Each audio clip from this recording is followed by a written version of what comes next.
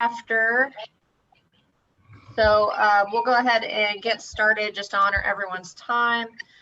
Thank you so much for being here on this fourth Wednesday of June, which blows my mind that it's the end of June already.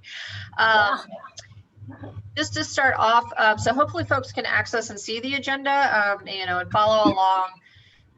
Normally we do introductions and we'll do like breakout groups and things with our introductions. We're going to save our breakout time for the end after the candidates have spoken instead, just to use time a little more efficiently, make sure our candidates get all of the time that they are,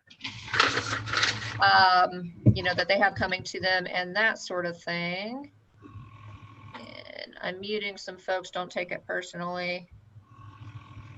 All right, or if you could preempt me and mute yourself so we don't get feedback. But just one announcement before we get started. So this Saturday, we're having a social. Folks have been asking for in-person sorts of meetings. With us having the candidates coming and speaking with us during these next few months, it's kind of easier to keep this Zoom space this way, just for the logistics of it. So that's sort of the plan, is that we'll have our official meetings so that people can come through the Zoom. But we do want to have that social sort of component since it's a bit safer. So the details for that is there. Hey, Kyrie, if you're able, could you pull the event link for Facebook if you get a second? We'll have the Facebook event in the chat as well, but basically this Saturday from 3 to 5, we will be meeting at Dell Holmes Park. So that's you can see the address, 2741 22nd Ave South.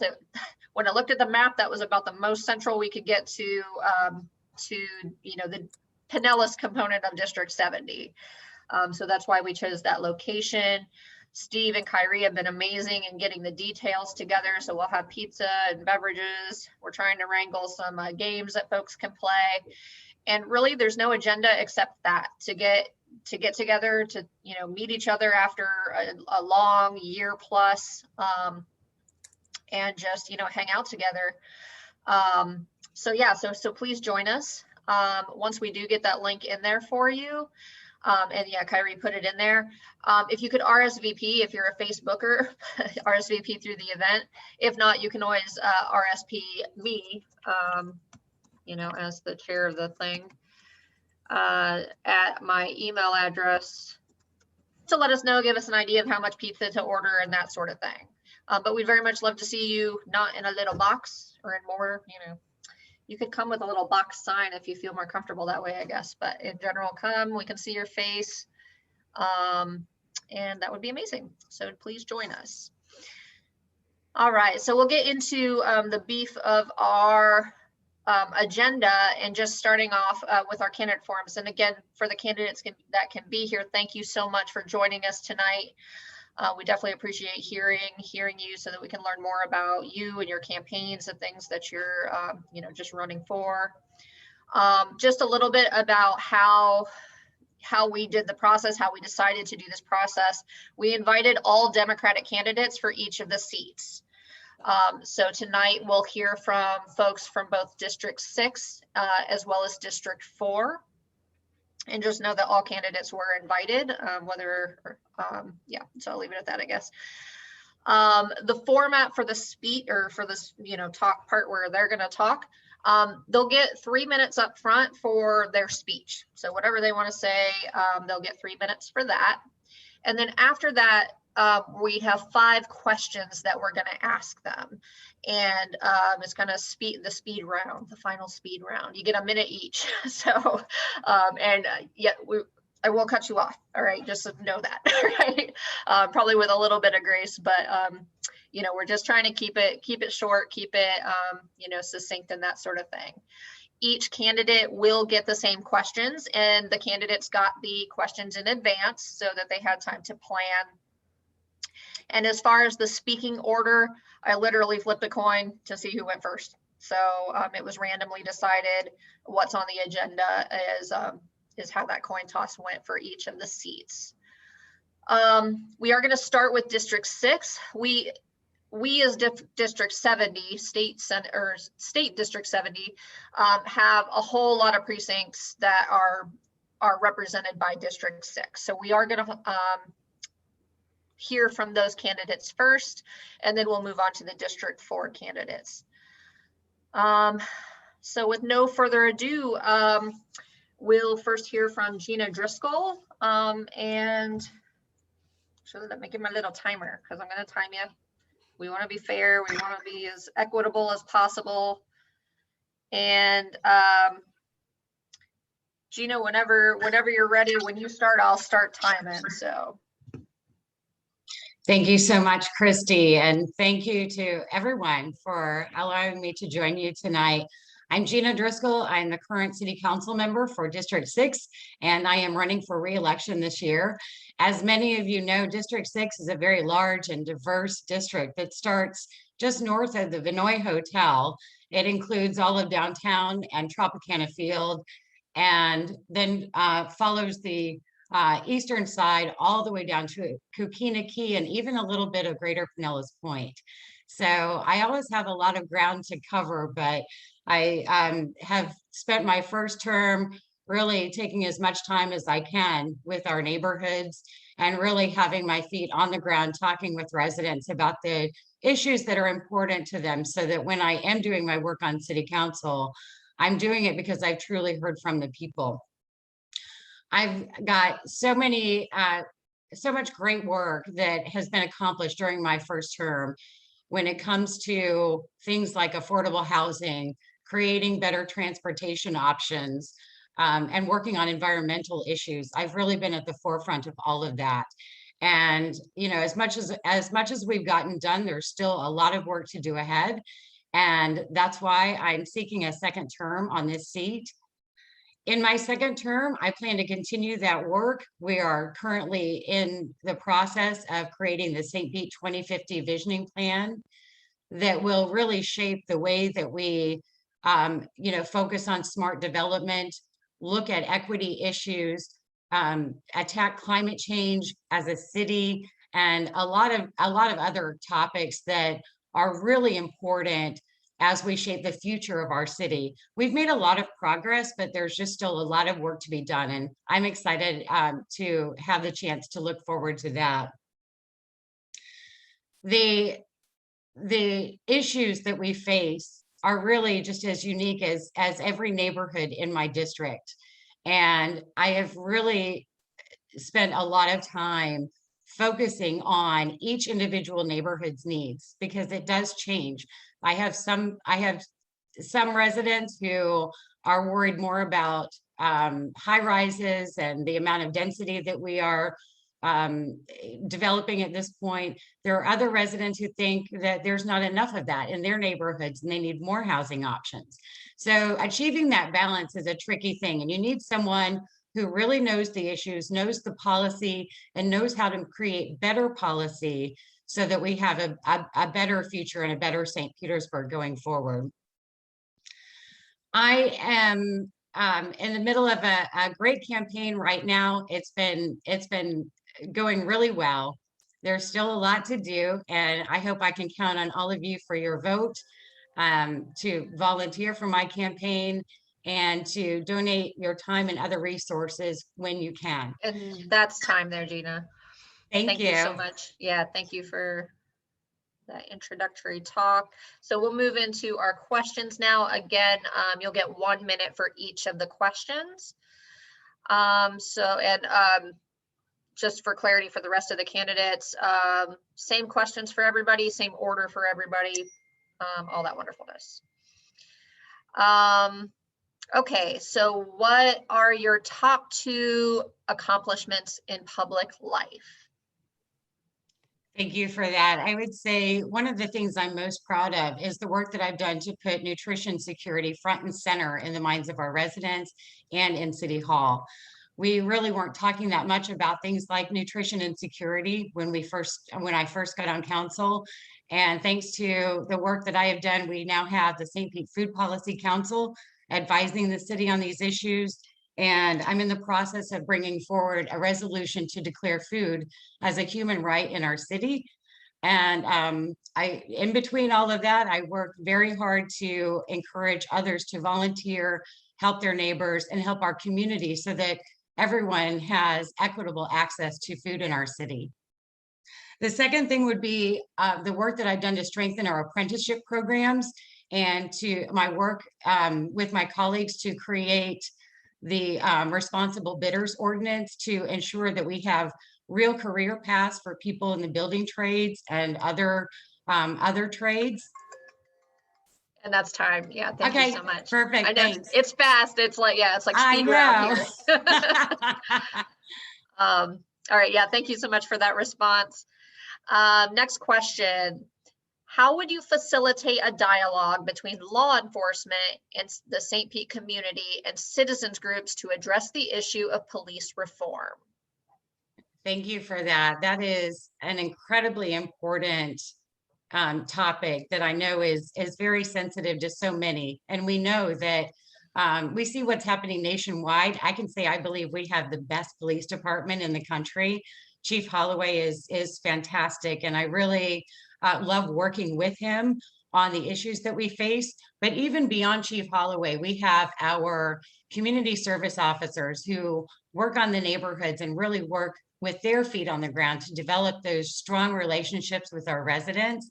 What I would do is continue to strengthen those kinds of programs, that Park Walk and Talk program, having them at the neighborhood meetings, having them in the community meetings, to really develop those relationships. I think that's the best reform we can do, is to build that trust that is still lacking between many in our community and the police department. Great.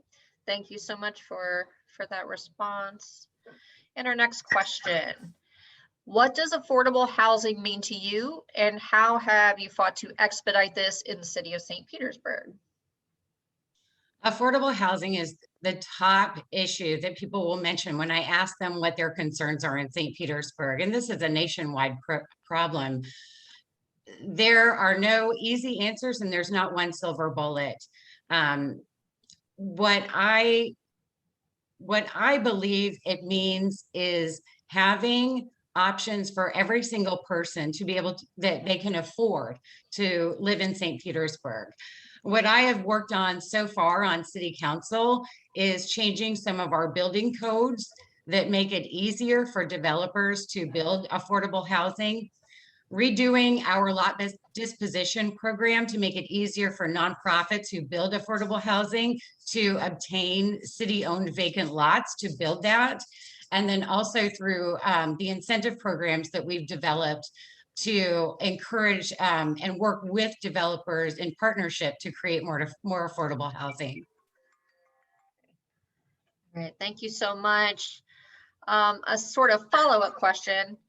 How will you ensure affordable housing for all residents, no matter what the housing market is like?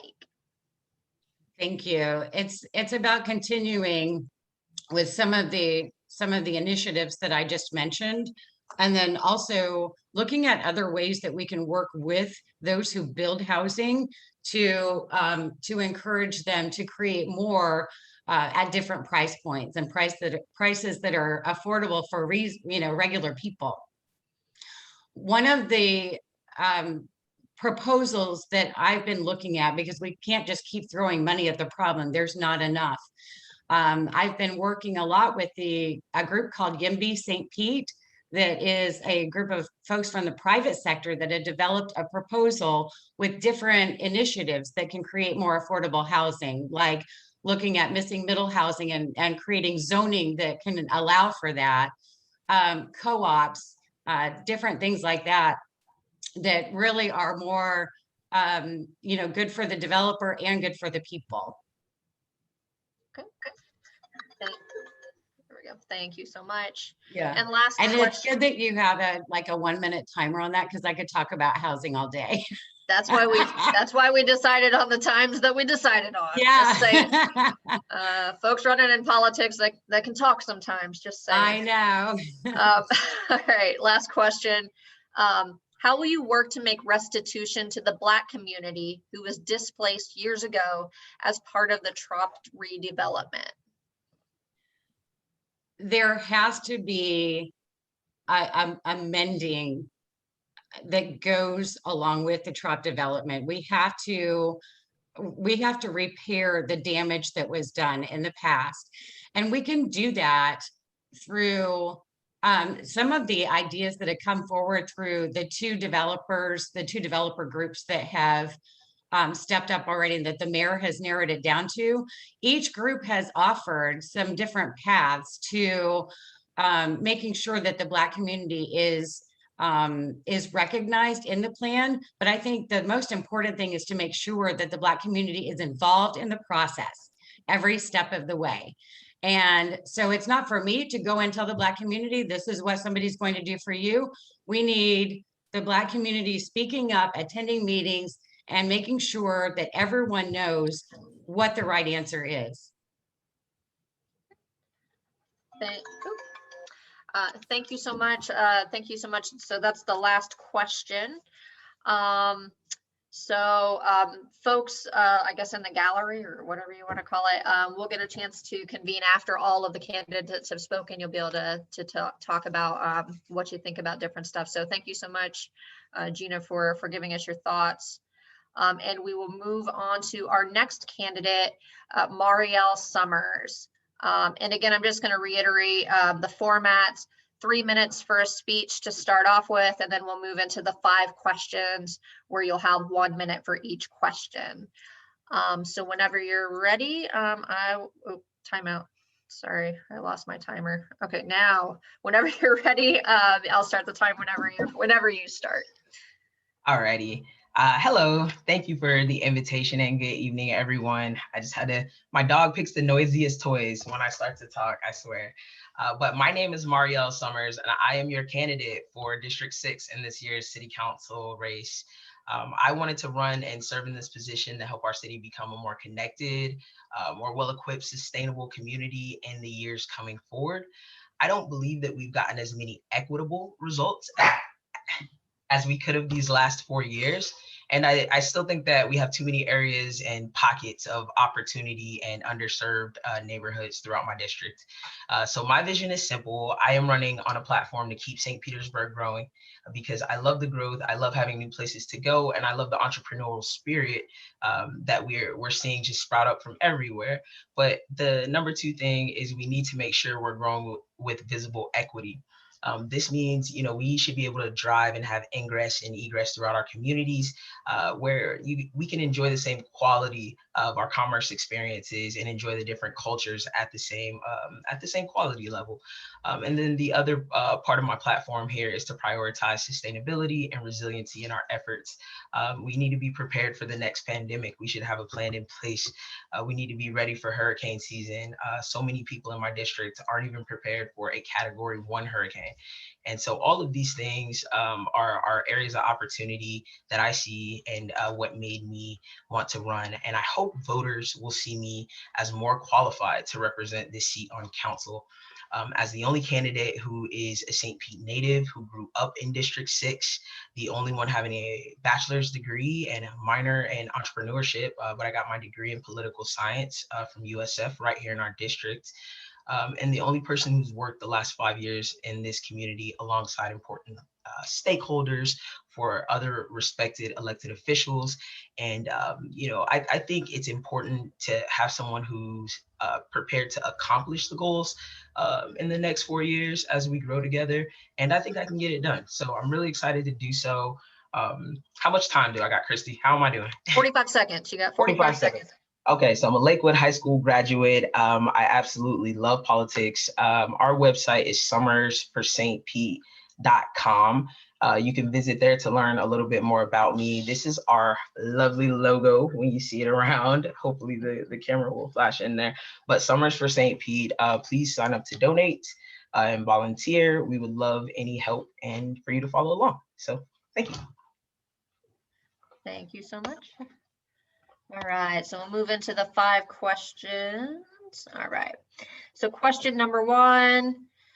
So what are your top 2 accomplishments in public life? Okay, so first, I'm really proud of the resume I've been able to build over these last 5 years. from becoming a college freshman at age 25 to graduating 4 years at the top of my class to earning some of these opportunities in my field. I worked for Congressman Charlie Crist as a Black Engagement Coordinator. I most recently served as Michelle Rayner's District Secretary, and I've also interned for Senator Rousseau during college. So all of these opportunities I've been able to earn is number one. Number two, I am most proud of my reputation and the reputation I've been able to build and maintain during this time, being known for working hard, having passion, a real commitment for our community, being recognized as someone of good character with very few enemies is a hard feat for a young person to accomplish. And I'm very proud to say that's me. So that's it. Thank you so much. Our I'm second a fast question. talker, so I'm gonna try and fit a lot into a minute. I hope you guys can keep up. Hey, yeah, however, whatever your strategy is, like, I used to be a high school teacher, and like fitting stuff in a short time is not my thing. So I don't envy anyone in this speed contest. All right, how would you facilitate a dialogue between law enforcement and the St. Pete community and citizens groups to address the issue of police reform?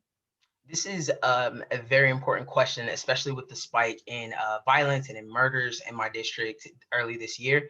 I think the NAACP and other members of council have already started a lot of great initiatives, and just continuing to uplift and kind of fill out those initiatives to attract younger and a more, this younger generation who may not be into the enough is enough or not my son initiatives. If we can, as a council come together to find ways to incorporate those younger crowds, it's going to be great for the dialogue. The NAACP has hosted a series of community conversations, and I attended as many as possible to get an understanding of what's going on. We got Hidden Voices, a new organization started by the good folks at PERC. So there's a lot happening in our community. If we have cultural understanding about what actually is happening, then the facilitation of dialogue will, it'll happen. Thank you so much.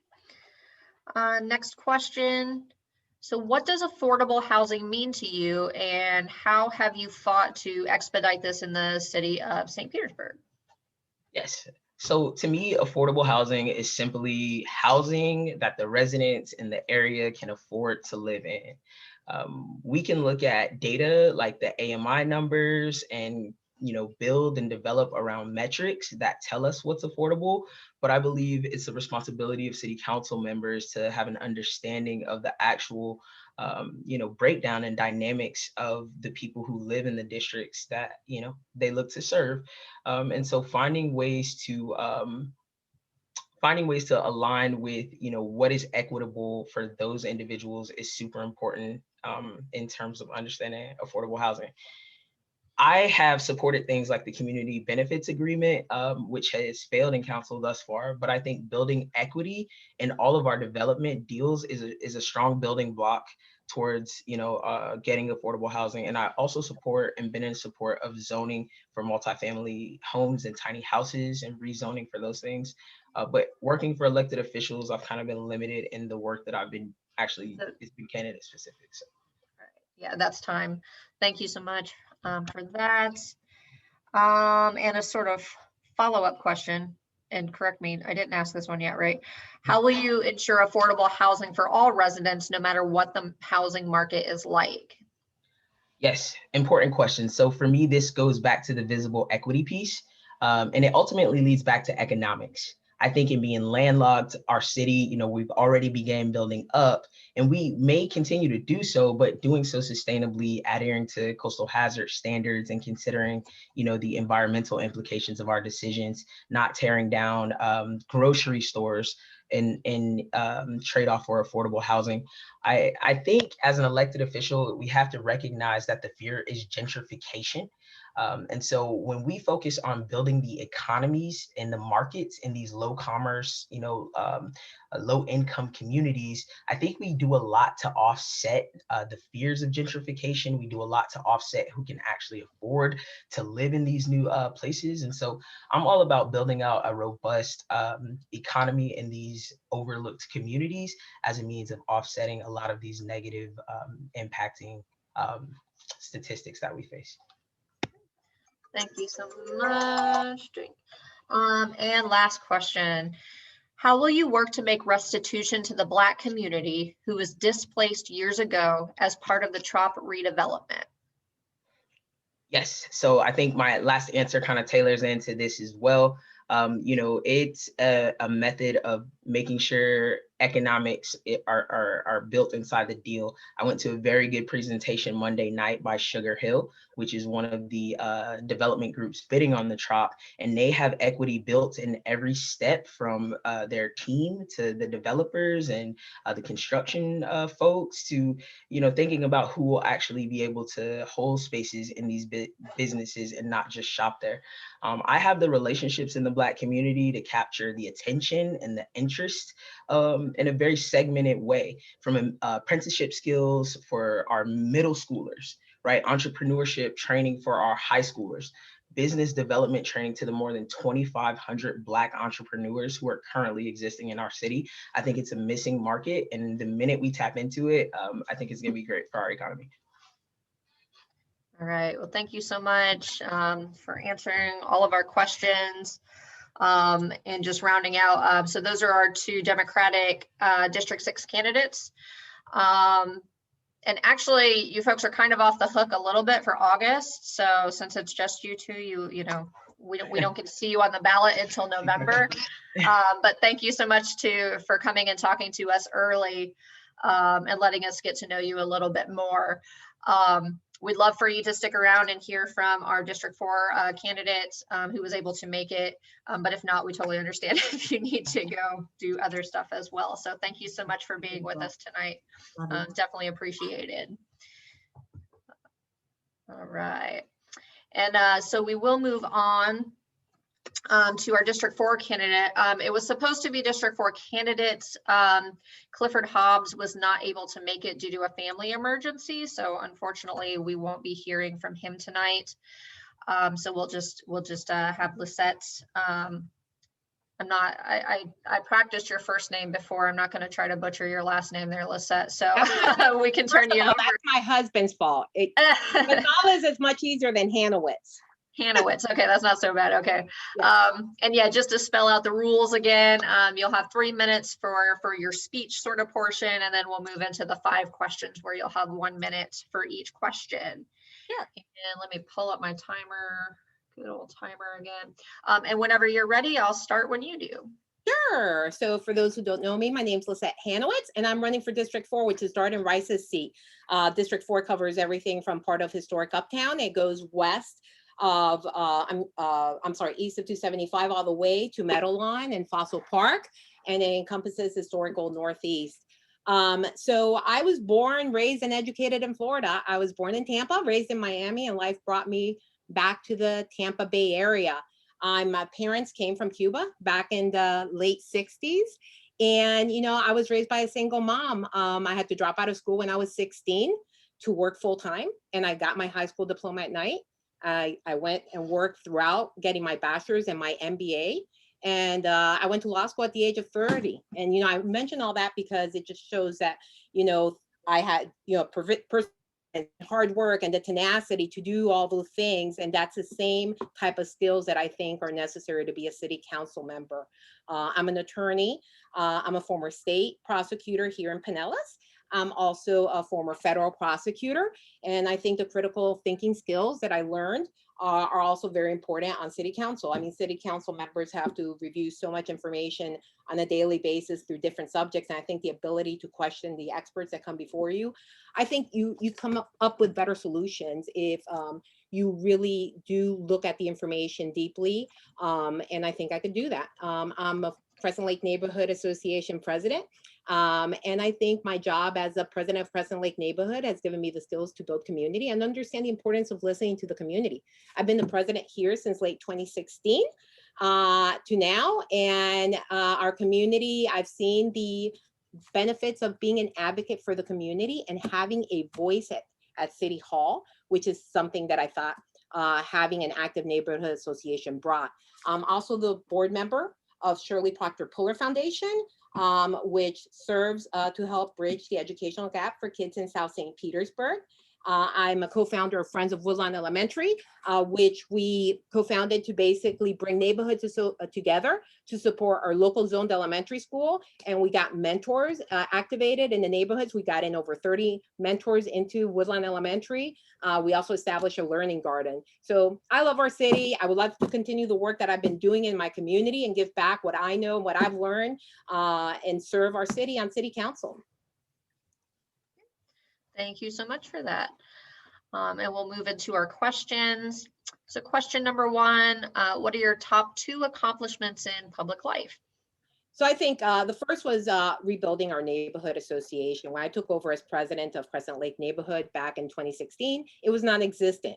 And I built it from the ground up. I gave our neighborhood a voice in our community, from resurfacing Martin Luther King Jr. Boulevard to which borders our neighborhood and improving the safety of that street, to changes in our land development regulations, which also affected our neighborhood, where homes are being torn down and huge homes were being built. Addressing park environmental issues, infrastructure issues, safety issues. I also researched, wrote, and obtained local landmark designation for Huggins Stengel baseball field, and also got it on the National Register of Historic Places, something that was recommended in our neighborhood plan back in 1994. Nobody had ever done. I think those are huge accomplishments. I've also, I think, as a state and federal prosecutor, handling high profile cases as a minority.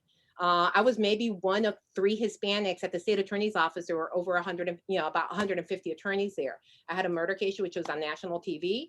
And as a minority Hispanic female, as a lead prosecutor on a national case, I think that is something I could have never imagined as a little girl.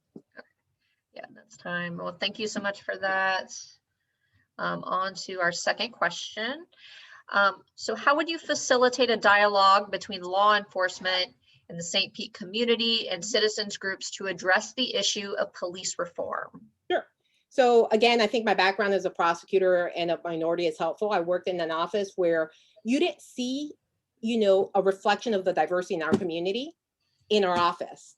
There were maybe 3 Hispanic prosecutors, maybe about the same Black prosecutors. And I think there are so many opportunities in our criminal justice system for it to actually reflect the community. And that would definitely improve a lot of the relations. I think society has pretty much dumped all its problems in the criminal justice system.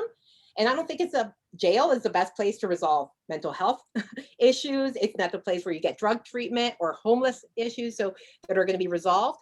So my perspective, I think working in the criminal justice system and my background, I think is going to be helpful in whatever dialogue is going to continue on these issues. Okay, thank you so much. Next question. What does affordable housing mean to you, and how have you fought to expedite this in the city of St. Petersburg? Sure. So affordable housing is basically, can you afford your home? And at the same time, can you afford your necessities, whether it's food, transportation, and healthcare? And that varies, depending on where you are. And back in 2017, as I mentioned before, we started seeing changes in our neighborhood. We started seeing that the affordable houses were being torn down. And this has been happening for a while. And we have an extremely diverse stock of housing, everything from accessory dwelling units to apartments, townhouses, small bungalows, row houses, and larger homes.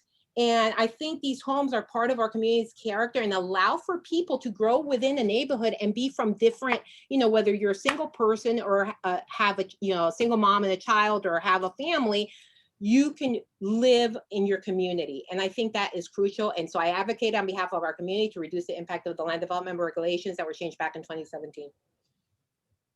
Thank you so much. Sort of a follow-up question. How will you ensure affordable housing for all residents, no matter what the housing market is like? Yeah, so I think right now there's so many variables, barriers to affordable housing, whether it's the demand and short supply, housing prices, which have completely exceeded incomes. You have the cost associated right now with materials, which is insane. So there have to be some policy decisions that are made. I think it takes a lot of money, and we need to make sure we continue to work cooperatively with our state and federal partners to increase the supply of homes. So we use state money, federal money, penny money, city money. We need to continue streamlining all the approvals, for homes and affordable homes specifically. We have to look for opportunities, to increase some density when we go ahead and implement our Vision 2050 plan, and that's going to include making changes to our comprehensive plan and our land development regulations. We have to continue looking at developing more public-private partnerships on city-owned land. And we have to explore the opportunities. There was a recent bill, HB 1339, where you could build affordable housing on industrial, commercial, and residential lands. Thank you so much. And last question, how will you work to make restitution to the Black community who was displaced years ago as part of the CHOP redevelopment? Yeah, so basically the community that was displaced, was promised economic opportunity and jobs, and that did not happen. And I think, and there's a lot of talk of community benefits agreement, ordinance, which is a good way to get benefits back into the community. And you can structure it to ensure that the affected community has a seat at the table, whether it's affordable housing, jobs, apprenticeships, training, local hiring, education. All these things can be incorporated in an agreement. And by the way, it doesn't have to be an ordinance. It can actually be a private agreement, which is traditionally how it's done with a developer. So one way or the other, I think anybody who's going to develop on Tropicana Field, I think they're going to enter into a community benefits agreement. And as a city council member, it will be my job to make sure that they're held accountable. Okay, thank you so much. And again, since I see all of our candidates are still in the Zoom, thank you all for coming in, speaking to our State District 70 folks here at this meeting, letting us get to know you a bit more. Again, as far as distribution of this, we'll be putting it on our YouTube and sharing it on our Facebook page and things like that, so that we get more of a reach and folks can get to know you that way as well. Oh, and I just wanted you to know one thing I forgot to say is the questions that you just answered, they were generated by District 70 folks. We even had a bit of a vote to whittle them down and choose the ones that they cared about the most. So these were coming directly from your constituents, basically. So again, thank you so much for being here. We are going to move on to the rest of our agenda for this meeting, but we definitely appreciate each of you being here tonight with us and sharing this space and this time with us. So give them a round of applause or something, folks, and a wave, or use your reactions to to send them off well. Thank you so much. And so yeah, moving on in our agenda, we wanted to give space. So again, normally we do our introductions at the beginning and have breakouts and things. And when we were talking about the format of this meeting, we think that it's very valuable to do that, of course. But doing it at the front right before the candidates, we felt like it was a little weird doing that before the mayoral one. So we wanted to flip things around. So now in a moment, we'll go into some breakout rooms, and basically in your breakout room, the topic is the candidates. Be nice, they are human. So whatever your favorites or whatever, be nice. So Matt, if the candidates are still lingering, maybe keep them out of the rooms, but also be nice, give, maybe discuss constructive sorts of criticism or constructive sorts of ideas that you have, and just your thoughts about what they shared in their talks and in answering their questions. And we're going to take about 10 minutes or so to do that. And Matt is the controller of the breakout. So whenever he's ready, we're... Yep. I'm going to send everybody to 3 distinct breakout rooms, and I will send a 1-minute warning when we reach into that. Okay, we'll talk to everybody here soon.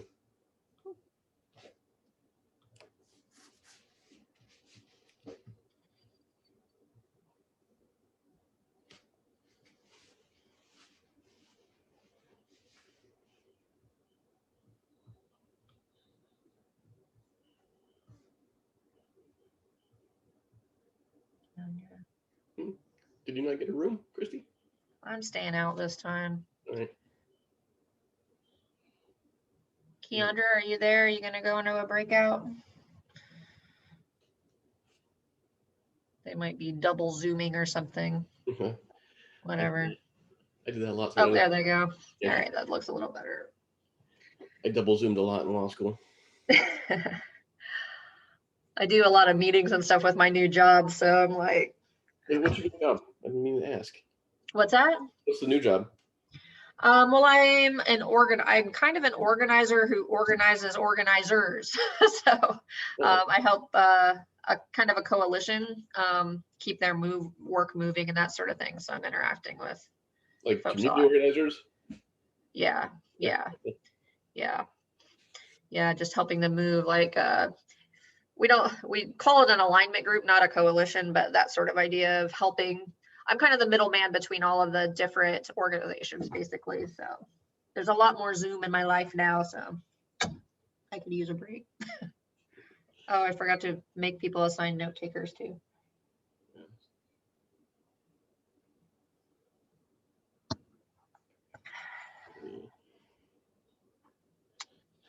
So this bar prep stuff, you pay a company, choose a company. For bar prep, you pay a company several $1,000s, and then they come up with a syllabus for you, and they give you tasks like every single day, and up to bar and up to the exam, you know. So I just had a hell of a like. There's just certain days where you're just not in it. Today was one of those days. I was just like, click button, click. You mean nothing was going in the brain. I'm just like, push through this. Yeah. Yeah, I didn't have anything like. Oh, we lost, or we got somebody. Altet. I don't know who that is. Yeah, with PhD, I didn't have anything like that. I just had dissertation prep, which is its own kind of stress, but you know, it wasn't like some different than a test. Mostly you just had to appease the PhD gods, you know. I feel like if I could stand in front of them and just take questions, like I would do okay. You mean? Right. Yeah, it is different, I guess. Because there's so much of it's like multiple choice questions, which are worded really weird. And I find a lot there's two answers that are super close. Like, you mean, and if you just miss it by like a word. Yeah, right. But if I'm there in front of them, be like, no, I know the rule, I know the law. What are you trying to get at? No, you mean? Yeah, you can get clarifying questions. And honestly, with my PhDs, like if you had a friendly advisor or something, or a friendly committee member, sometimes they kind of be like, lead you a little bit to help you out with it and stuff. So definitely a different beast. So that's that, and then there's like, it's 2 days, and there's like a half a day of essays for Florida, half a day of multiple choice for Florida, and the second day is just all multiple choice for the federal. And then like the essay parts. And another month too. So yeah. So you had what, like 2 months of just hardcore studying? Yeah. That's intense. So I mean, it's a little bit irritating in that you just spent a metric ass ton of money and time to learn the law. And now you got to go learn how to take a test, you know? Not only that, but it's, you know, they didn't teach you the law that matters, because there's the theory of law. So when you learn about murder, it was a case, the first murder case you learn about is a couple of British people on the high seas in the 1800s who eat a sick guy. You know, which has no application to anything today, but that's what you learn. Right. You know, it's like, but then when you get to here, now, because you have that's called common law, but then you have the model penal code, which says this is the way the law should be, and then you have Florida law, which says we don't care about either of that, and this is the way we're going to do it. Yeah. Nice. I briefly thought about, I wanted to be like, I thought about being like a labor lawyer, but that's not how law school works, right? And I'm so sick of taking classes that are like not directly related to things, you know. I would just want to learn that so that I could go into like labor law or something like that, not have to do all the other. Like my syllabus of stuff is tomorrow is all about Florida constitutional law. And then after that, the final subjects until I'm done with like the actual coursework stuff is corporations, secure transactions, corporate paper, things that I would rather just jam something in my eye than read about for any period of time. Yeah. Well, I guess even that, because you're planning on going into like criminal defense, right? Yeah, be a public defender. So it's just criminal law, criminal procedure, evidence. So yeah, you'll never like use that stuff, right? Yeah, use con law, the constitutional law, like that's all there. But yeah, when it comes to secure transactions and corporations as entities and people, and Yeah, if you ever needed it, you would go look it up, right? That's how I feel about some stuff with PhD stuff. Like, yeah, I'm like, like they want you to have it like all memorized and wrote. I'm like, I don't care about it. yeah. I don't want it. And if ever you did, you could go look it up. Yeah, yeah. That's how I felt like taking the GRE anyway with going into grad school. Although the GRE felt pretty easy to me. But Well, this is my second. I got a master's, so I did the GRE. Is that like the English and the math part? yeah, it's just kind of like SAT for pre-grad school. Yeah, to do that. I didn't think it was too. I forget what I got, but I got an all right score without studying too much. So I did really good on the first part, and I hadn't I just took it, and I hadn't taken a math class since forever, so my math score was like really low. Mm. My mom, the math teacher, was very embarrassed. We got like 2 minutes anyway. Yeah, I'm gonna check I have 3 minutes and 37. Okay, yeah, you got a timer set number. Yeah, well, I wish you luck for sure. 1 more month. Take care of your mental health though. Like you should, I mean, you know this already, but like, burning out doesn't do you any good either. So you still gotta that was have fun and like loosen up or whatever too, or you're gonna lose it all like during those 2 days. That's why I definitely want to come to the Saturday thing, and that's why law school is tough just on your brain to start off with. It was tough on being an older person there because, I went from a career, I was working with people and making friends and stuff like that to being in a room with the 20-somethings and I'm 45. Like, hey guys, like, I'm pleasant and affable, but not hanging out with them and going partying with them on the weekends and stuff like that. Right. And COVID hits, so I've been like a hermit shut in for a long time. So that's why I'm like, hey, finally, normal thing, normal people. That's good. It's probably gonna be laid back. It's probably gonna be you, me, Steve, and Kyrie. Like that's yeah.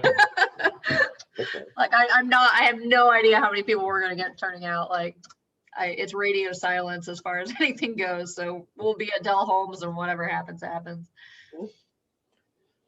No, you gotta start priming the pump. You gotta start do things, show some pictures, get people interested next time. Yeah, exactly. Like it is if nothing else, yeah, we'll get some pictures and throw them up. Yeah, so next time, that look kind of fun. Maybe next time I'll try it. Yeah. It's all good. You like a new house? Yeah, I'm still not settled in. Once I fully settled in, I'll like it more. But right now it feels like work. But I've been definitely enjoying the yard. Like I got my weed eater. Like my yard's not even growing that much because it hasn't rained very much. But I have a rotary, like a real mower, and I got to sharpen the blades to get me by. Like the pushy kind, or? Yeah, it's a push mower. It's like it's just completely manual, which I wanted that. I actually wanted that, but I need to sharpen the blades. A friend gave it to me for free, so I had to get a weed. Like if you do let it go, then you got to be right. You got to take care of it a bit more. You're gonna have upper body strength of a Marine. Yeah, you're done. It does cut, but the blades need sharpened. So I got a weed eater to help me out until my sharpening kit. They're hard to find. That was my childhood right there. Or hit the 1 minute. We had a gas mower, but for the size of my yard, I don't need it. Like it's stupid to get like a gas mower. I just gave the rooms the 1 minute warning, so they just got the blurb. So we might start to see people trickling back out. So I'm gonna stop this. That at the end of 45 seconds, they'll all be punted out. Yeah. Start trickling back to. But it actually felt good. I kind of like doing yard work. It's kind of weird. Probably most people don't, but I like it. My mom, it's funny. So my mom is getting closer to 70s, and she's still doing her yard work. I put an end to that. I was like, that's nice and all, but not in this Florida summer. So I hired a company for. I said, you know what? The fall comes, go back to it, but I don't need you out there killing yourself. Yeah, the heat's the thing to watch out for, especially for an older lady. But yeah. But for me, like I know my limitations. It's nice. I get to pick up sticks in my backyard, and I got my weed whacker, so I go weed whack my weeds now. It's good to go. In progress. All right, let's see. I have a window. I don't even know if I need this. Okay, I'm gonna close it. We might have lost some folks. Some folks may have just logged out. Is everybody out there, Matt? No, mine was funny. I kind of just logged out and I was it completely went away and then you come back. So I don't know. I don't know. Oh, well. Yeah, we're about 7 shy of where we were before the breakout. So maybe folks took off. I skipped out at lunch. Thank you for staying and like participating in our fun activities that we had planned for you. I hope if anyone, I forgot to say, no one really had to take notes. More, it was just, you know, to give your thoughts about what you think about the candidates and that sort of thing, and give you a chance to talk that out. Definitely grateful for them for coming. Yeah. And we may, like, once the primaries happen, see if we can get this going again and see if we can get folks back after we know who's going to be who. Gina and Mhariel will both be after the primaries. We won't vote on them until November because they're the only 2 candidates for City Council in District 6. There's a few folks in District 4 though, so we'll see who that ends up being. Interesting polling numbers for the mayoral candidates after our meeting with the 3 of them. Which is interesting to see because it kind of flipped the presumptions where Ken Welch was kind of leading the pack, like Gay Newton and Darden Wright. Gotcha. Be interested. I don't know. All right. Yeah, so we'll keep on kicking. We might go a little bit past 7, which, you know, with the candidates and stuff, we kind of anticipated that. So if you can stick with us, that is awesome. Just want to plug again the social. Please come, please invite folks. If you can't make it, we would love to have you there, of course. But please share, you know, with your other Democratic friends. That's basically the only requirement. So even if they're not in District 70, we would love to see their faces and have an opportunity to hang out with our, you know, Democratic Party friends. So we do have the Facebook link, which is in the chat. So you can share that out. I've sent emails with a flyer. So you can, you know, get that out to folks and that sort of thing. So we definitely appreciate your help with, you know, turning folks out. And otherwise, I like Matt and Kyrie and Steve, but I'm kind of wondering if it's just going to be us hanging out. So maybe it will be. We'll eat we'll have like a pizza for each of us or something. Oh, Chris is coming. Okay, Chris is coming. Huzzah! It's gonna be the best part part of that. Ed, you gonna be there? Yeah, 2 of us, I hope. Okay, Sharon, you gonna be there? Sharon's coming. Bonnie, you gonna come? No. No, okay, no pressure. Like, I understand people have other lives too, so no judgment. No judgment if you can't make it. That's totally cool too. Norma, you feel like you're gonna make it to the social? I'm not sure right now. I'm sort of busy with a lot of things.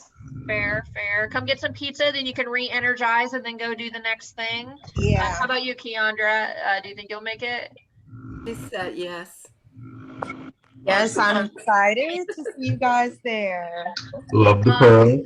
To Keandra's question, we're not gonna have people come up and speak or anything like that. We just, in conversation, we kind of thought that would be overwhelming, and I don't know if I'm gonna say this the nicest way, but some people running for office, they can talk, which is fine.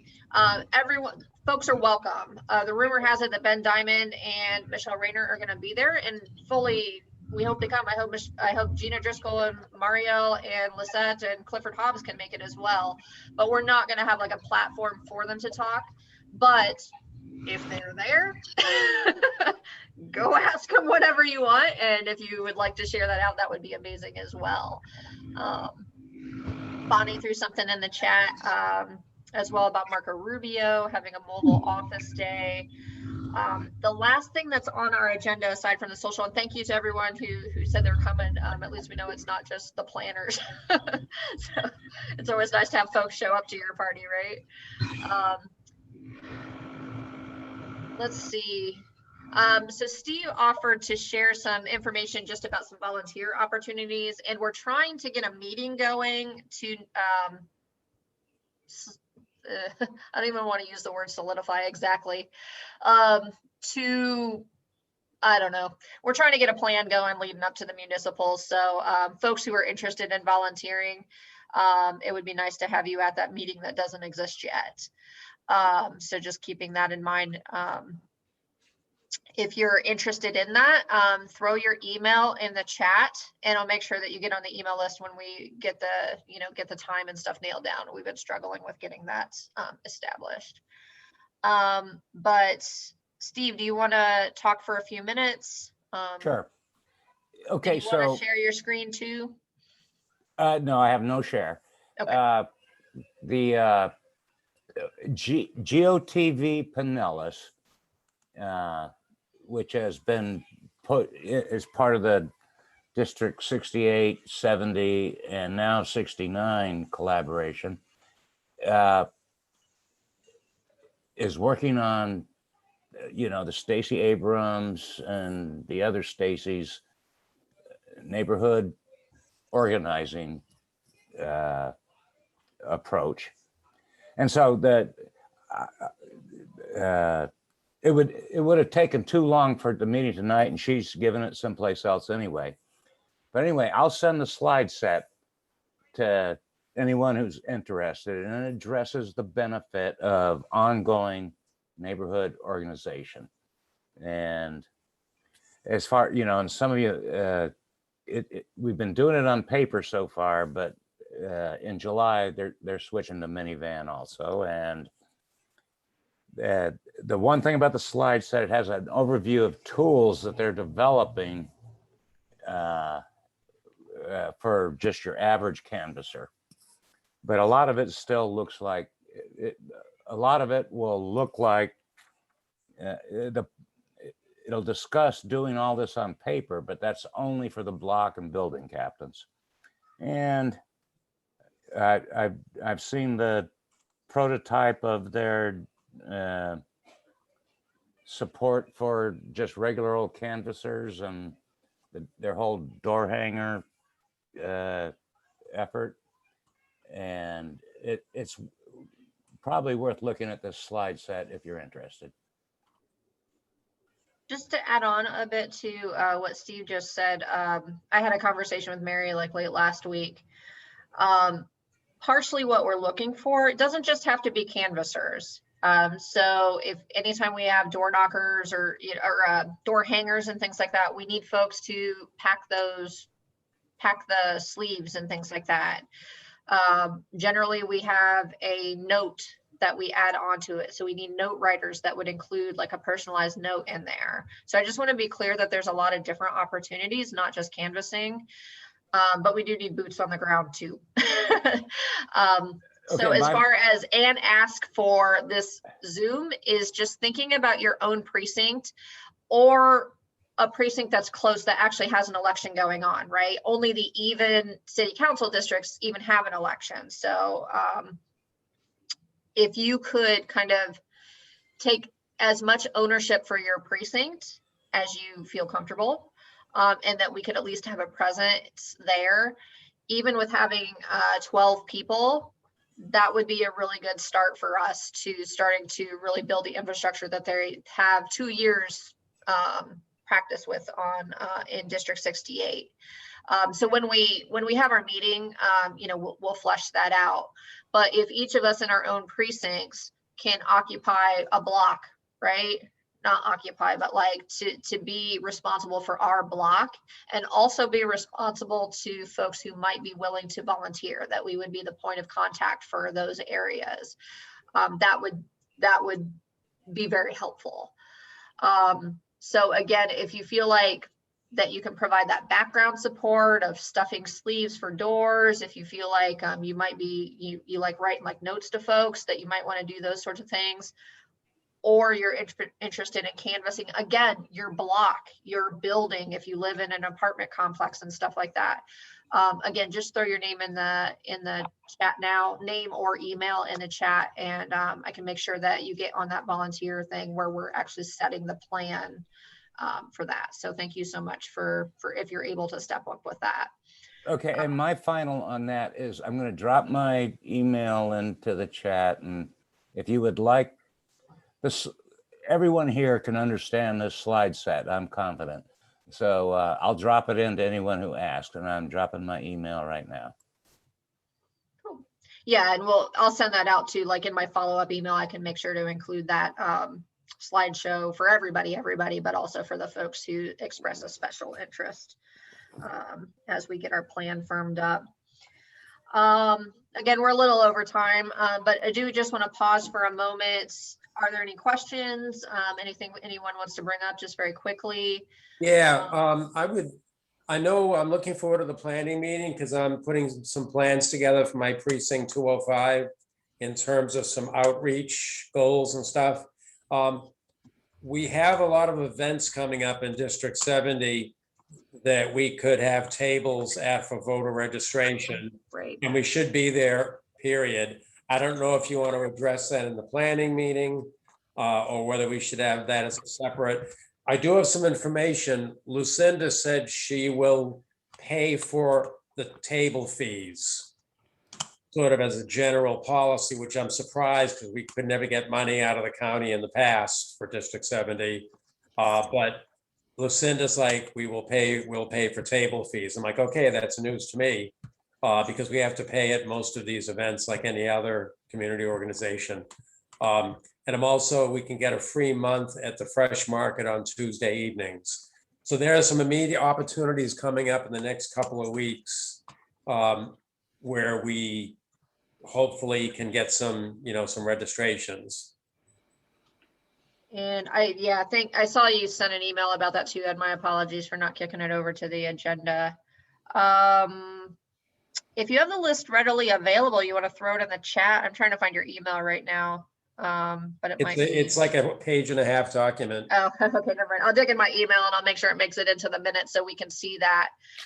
So there's another opportunity for volunteering too, is if you like tabling and talking to folks at tables, but we'll get the legit, the details of that. Yeah, I have a couple of people. That tried. I talked into trying door to door and using the mapper to hit houses, and they don't like it. They want to do tables. So I'm like, okay, let's get some tables for people. Yeah, and there's so many different ways folks can help, right? Like that's fine, that's fine. And if you like canvassing, there's something for everybody for sure. I would like to reach out because Lucinda said Sharon Lowry and Mary Fahey are more or less taking over the voter reg support for the county. I would like to send that list to them and talk about pulling them into this effort as well, because they have lots of feet on the ground. And I know in the past we've talked about where can we go and find people, and now people are doing events. So I'm gonna try to get them involved. So I definitely recommend that. So if you reach out to them, they can probably help. And it would be nice if we can help, right? If we can get folks there too, so it's not so much pressure all on that district, but we'll grow it too. So maybe we can't cover them all, but they could cover some, and and 69 as well as they grow as well. So, but that's a really good idea, is to reach out to them as well to see if we can get these covered in some fashion. So thanks for bringing that up. And I got to find that email, so I'll do that right after we get off here. Anything else anyone has? I re-forwarded you the document, and thanks so much. A bit updated. Cool. So we'll tag that onto the meeting minutes, and I'll send it out with my update, which I'll try to get out tomorrow. Okay. If nobody has anything else, we're going to try to get that volunteer planning meeting scheduled soon. We need to get a pleasure plan soon. So certainly early July at the latest should probably be our deadline for meeting up and getting our plan established. So just keep an eye out for that. And anywhere that you can help it would be much appreciated. And if no one has anything else, then we'll say good night. Thanks for coming to our awesome meeting. Yay. I don't know. I'm terrible at closing meetings. I don't know. It's awkward every time. So thank you. Anyway, Kyrie or Christy, if you want to linger for a moment about the picnic, I'm here. Okay. Bye, everyone else. Good job, Christy. Thanks, Sharon. Bye, everybody. Have a good night, everybody. See you See you on Saturday. See those of you who can make it on Saturday. Hopefully it won't rain. Hopefully it won't rain. Yeah. Keep an eye out for that too, because we'll send out messages and stuff if it does. That's fine. Thank you. Bye-bye. Have a good night. You too. Night, night.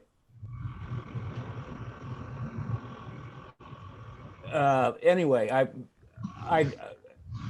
I do feel confident we'll have all the particulars there, and when I said it wasn't world class, it'll be perfect for South St. Pete. It'll be good. Perfect for pandemic, coming out of a pandemic, Yeah. coming out of a whatever. But still, like 4 large pizzas is on the plan, and I think we'll stick to that. I'm actually planning on having them delivered at 3:30. Okay. But there'll be drinks and snacks there from the start when we link up. And yeah, the music part is the only thing I'm struck. I also could bring my phone and plug it into a little thing that makes sound, but I got this. It's decent. It's decent for sound. If anyone has like a bigger Bluetooth speaker, like we could do that. I have playlists. I'm not the trendiest of people. Well, like I don't know. The other thing, I don't know if anyone's gonna like my music, and then I'm gonna feel judged, and people's like, "What the hell is this?" but the thing is, if we can find a boombox, we could put a local radio station on, and people could bring CDs from their car. I think we got that. We got this there, Steve. We got this, Steve. Yeah, I'll just say that. If anyone has a better has a better playlist than me, we can hook up my Bluetooth speaker with your device. So I don't know. I don't know who that is in this space right now. But otherwise, we're perfectly ready. We're ready. We're ready. Technically, it's illegal to like broadcast. Like you're not supposed to have like boom boxes and like you're not supposed to play like music and stuff like that. Anyway, so as long as we're not bothering anyone, it'll be fine. No, and I'll bring my speaker. I'm gonna ride my bike over since I don't have any responsibilities. I'm gonna ride my bike over.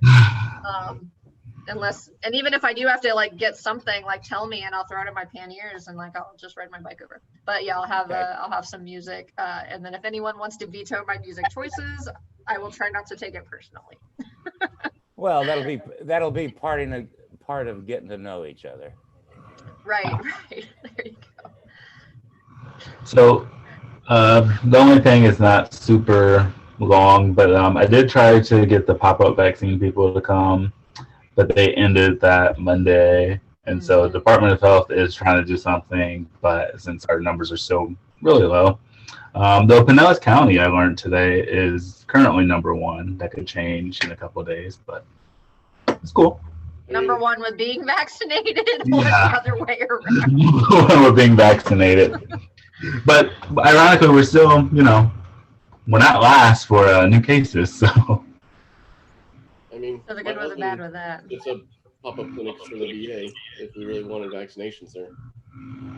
Did you have something, Keandra? Yeah, I was gonna say, I know he just said that the mobile vaccine unit stopped, but there are some vaccine navigators up under the Urban League and some other partnerships. They have numerous people that they send out into different neighborhoods with tablets to set up appointments for people in real time. So if not the mobile vaccine unit on site giving out vaccines right then, I think partnering with them or reaching out to them to ask if they could have navigators to come to that event, that would be great. At least then we could have people getting set up for appointments in real time. Yeah, thank you so much for that. Can you send the information? Yeah, I was gonna say I can reach out and give them details, or I can pass you their information, whatever way works best. So yeah, whatever is easiest. I don't mind doing it if you already have a. Okay, I'm happy to. I'll reach out and then follow up with you. Should I CC anyone back just so that others are in the loop as well? You can just send it to mine, and I'll make sure it gets out. Yeah, it's christy.faust@pinellasdemocrats.com. Okay. My chair email, and I'll make sure it gets distributed. But yeah, thank you so much for that idea and for setting that up. That's awesome. Okay, I feel like, well, I guess as far as our invitees, everyone should already be registered hypothetically, so I guess we don't need to take care of that function, but. All right, anything else we're thinking, forgetting about for Saturday? No, the only thing I haven't mentioned is that if it turns out that 4 large isn't enough, Domino's will already have a backup order sitting there. Okay. Well, My thought is like first come, first serve, and it's fairly short anyway. I don't know.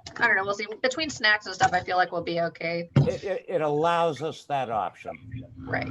Good stuff. And you got a vegetarian in there too? For sure. Just checking. I'm not even, but I'm just saying, like, we want to try to, accommodate some folks, not just have all meat on there. So thank you. And thank you, Steve and Kyrie, for taking the bulk of this. Definitely. I've been overwhelmed with work and other things. So I definitely appreciate you folks taking the lead on setting this up. So thank you for that. So I have nothing further. Cool. All right.